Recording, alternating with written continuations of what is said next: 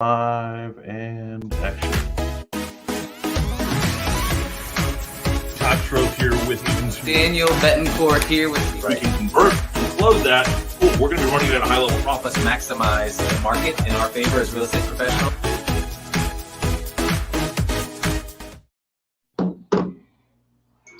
Stop the music. What's up? What's up? The music stopped. Oh, wait. Oh, we're live. Oh, my God. Yeah, we're live. We're live. What's going on, Todd? Not much, sir. Not much. Just ready for this week. We got a big closing today at an old house from the 20s downtown Orlando. We're excited to get this thing done. It's been a lot of work for Gretchen and I, and excited to get that one rolling. 1.25 cash. So thank God it's, no worry about bank financing today. Nice. So yes. Wow. That's exciting. Good one for a good way to start the week. Yes. Happy Monday to you. Yes. What's going on with you, Daniel? Plugging away. I was building a fire pit most of the weekend. So I watched like 10 videos on YouTube on how to build a smokeless fire pit. So that intrigued me, and I thought I would get my my hands dirty over the weekend. So I'm 80% done, I would say. Haven't tested it yet. Fire pit. That's an interesting concept. Yeah, the whole point of being by the fire is to have that smoke smell on you after the fact. It's why I love being out by the fire pits. Yeah, we're getting prissier over as the years go by. We're in the future. There's just going to be a virtual like an LED screen that can be shaped in a dome, and it'll just have a fire, and you could kind of watch Netflix on the side while the fire's crackling behind it. That's the future. Yes. The future of fire pits. We used to have the DVD in the bedroom, and you had the fireplace DVD running while that, if you wanted to have the ambiance of whatever, or inside the house, the next to our wood burning fireplace that we have. So the Roku has fireplace channel. Yeah. There you go. So we're getting ready.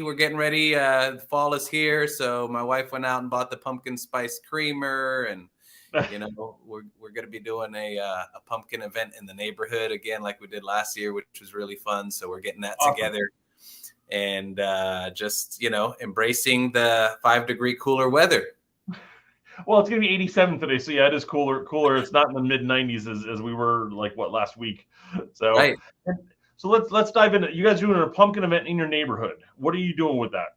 Yeah, so we did this last year. We're calling it a pumpkin patch party, and basically we buy a bunch of pumpkins, and we create a pumpkin patch in a community area in our neighborhood. Invite the whole neighborhood to it, and then we also do a potluck. What happens inevitably is the neighbors, once we start putting it out there, the neighbors start asking if they can help, and then we kind of create a potluck out of it. Also have a fall background and a camera on a tripod ready. So we're doing fall photos for families in front of the fall background, and doing pumpkin decorating contest for kids, and some raffles and things like that. So we have a community space where it's like a barbecue pavilion area with a big field. And so it doesn't get used at all ever. So I think we'll be using it for the first time since last year this time.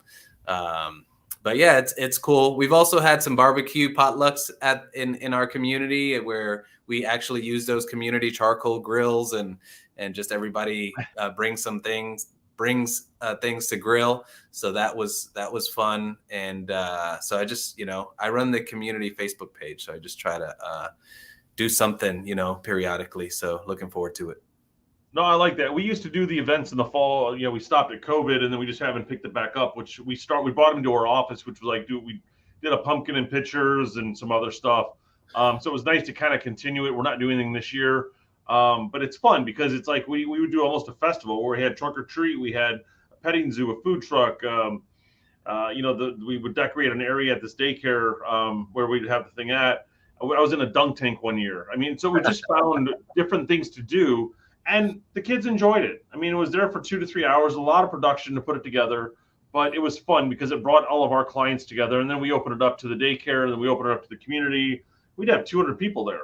So exactly to get in front of people. And the neighbors like it too. You know, they get to mingle with each other. A lot of times, you know, especially over the last few years, people have been a little bit more secluded than usual. So what I've found in my neighborhood is that people really enjoy getting together, meeting each other, and all that. So that's one of the other benefits of it all. So that's the plan. That's what we have coming up, and we're working on the finishing touches on that. And then last week we had some really, you know, as a team and as a group, we had some awesome learning events. One of them was last Wednesday, Timeblock like a time producer with Coach Jason Lash. Top producer. Yes, that was really awesome. I took a lot away. My team took a lot away. What did you think of it? You know, you always think time blocking, and it's just like, how do you run your day or whatever it is, and it doesn't get the attention that people think they should have on it, and they need to have they like that thing should have been filled up, because it's time blocking like a top producer, and he's got his day run. He moves things around. He has preset times for listing appointments, buyer appointments, etc. And of course, not everyone's going to be available on Friday at 1:30. So what does he do?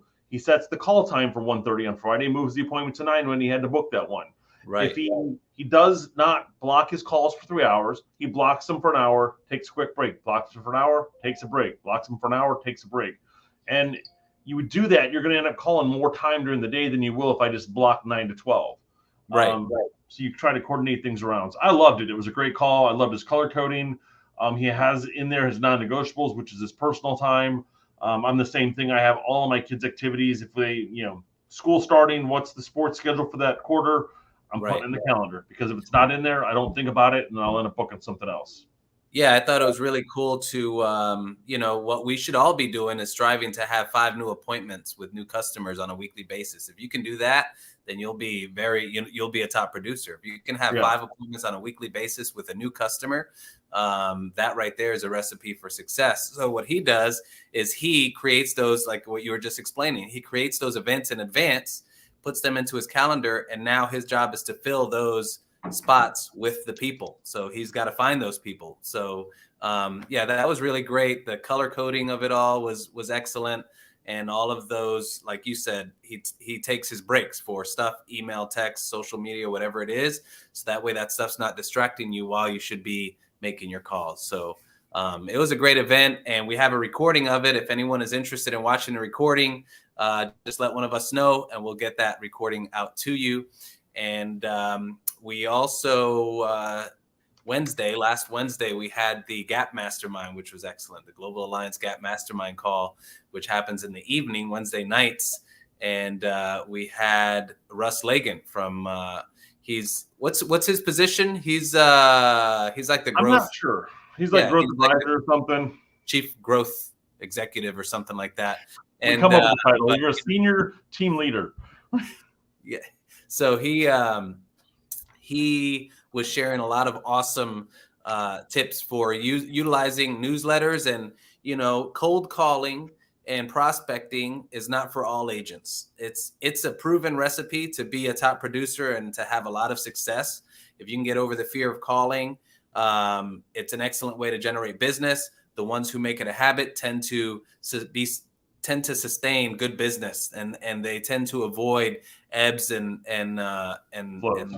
flows, peaks and valleys in your real estate business if you can get into that habit. But it's not for everybody. Some people, they just don't, prospecting is not their thing. They want to focus on the relationship business, sphere of influence, and referral, business by referral. So that's his style of doing business. And he was talking about putting together the monthly newsletter and a monthly marketing report, and basically creating a short video, which is kind of summary, and then a longer video where you can share some of your opinions and go a deeper dive video. And he was just talking about, be cognizant when you're talking to everybody, you want to capture their contact info and send them that information. If you meet a stranger,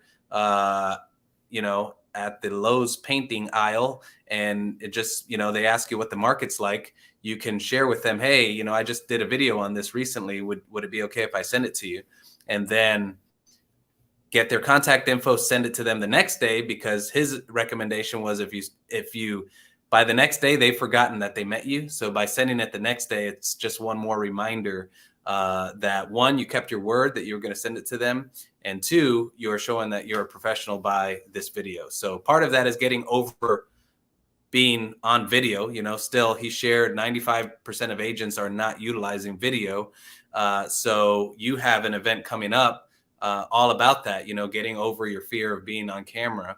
But he was sharing, it's just something you have to do. He says when he sees himself on camera, he feels like he looks like a turtle and he sounds like, I forget what cartoon character, but he said he feels like he looks like a turtle and sounds like this cartoon character. He doesn't like it, but he gets over it. Like, this is something that has to be done. It has helped him achieve success, and you just do it.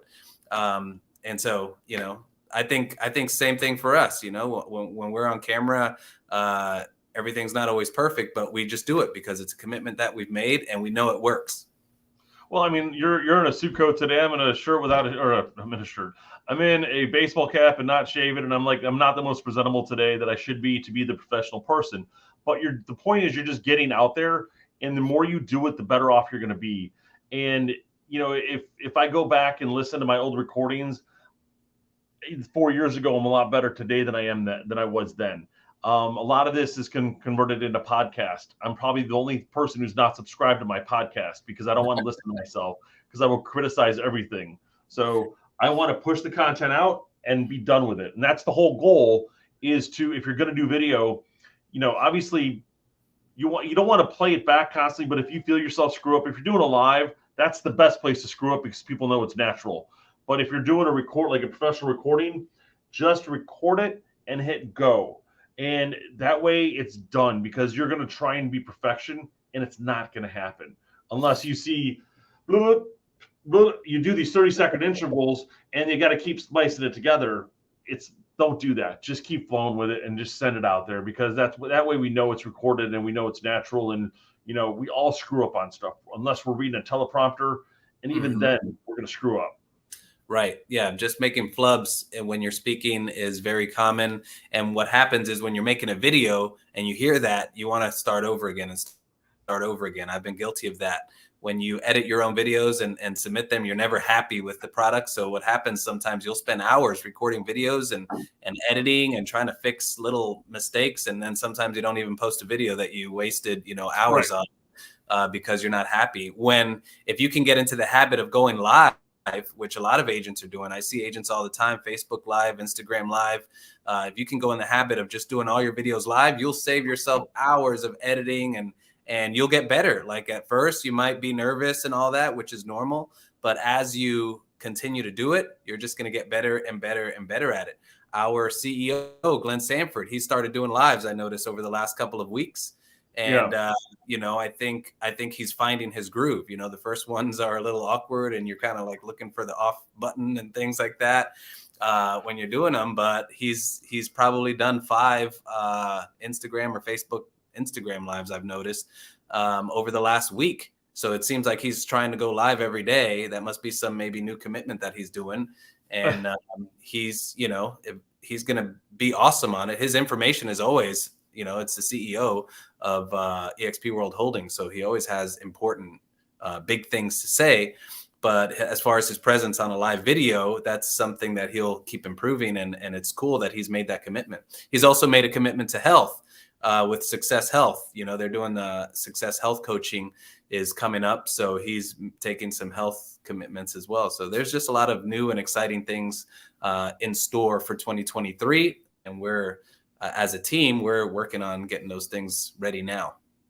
Well, so speaking of video and events, we've got on 10/26 at 11 a.m., I'll drop the link in the comments. Yvonne Sandoval is doing how to be fearless on video and how to stand out. So that's going to be an in-person event at our office in Altamont Springs. That's, again, October 26th at 11 o'clock. I believe that's a Wednesday. How to be fearless on video. So that's something that we can all use, how to be fearless on video. So that sounds exciting. So October 26th, what was the time? 11 a.m. 11 a.m. So is that the link you just posted? Yes, that is the link I just posted. It's only going to YouTube for some reason, but we'll drop it in the comments in the other channels. All right. Sounds good. So we are live on a few different venues, on YouTube, on Facebook, on LinkedIn, and we'll share those links. In addition to that, last week I interviewed the NAREP president of the Naples chapter. So NAREP's National Association of Hispanic Real Estate Professionals, and the president of the Naples chapter. I interviewed her on StreamYard last week, and she was just sharing, a lot of the devastation that has happened in Southwest Florida, in Naples, in Fort Myers, in Cape Coral, all of the surrounding areas, and how so many business professionals are, without power and internet. People are homeless. The schools are full. First of all, schools close, and the schools are full with just children, kind of like babysitting, essentially.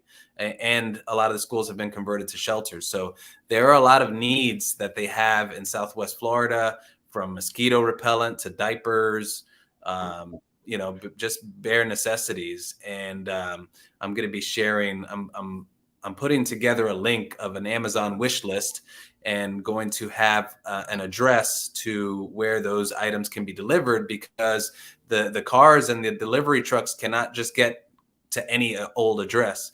So there are certain places that they've created as drop zones. And so we're putting together a link with all of those supplies that they need. And if anyone would like to contribute some things, they can click on the link, buy it through Amazon. Amazon will deliver it to the drop zone, and it'll be really helpful for them over there. So keep them in your thoughts and prayers also. No, that's perfect. And we've got a drop station at our office as well. If people have things already they bought, they want to get down there. So bring it to our office here in Altamont Springs, and we can get it. We have trucks going down there. We have a friend who's got a truck that they're bringing stuff down. Yes. So that's awesome. We've got Be Fearless on video coming up, and we're going to be putting together some more events. So keep listening, and we look forward to engaging with you. Yes. All right. Well, guys, we'll see you next week. Have an awesome week ahead. All right. Take care. Thanks.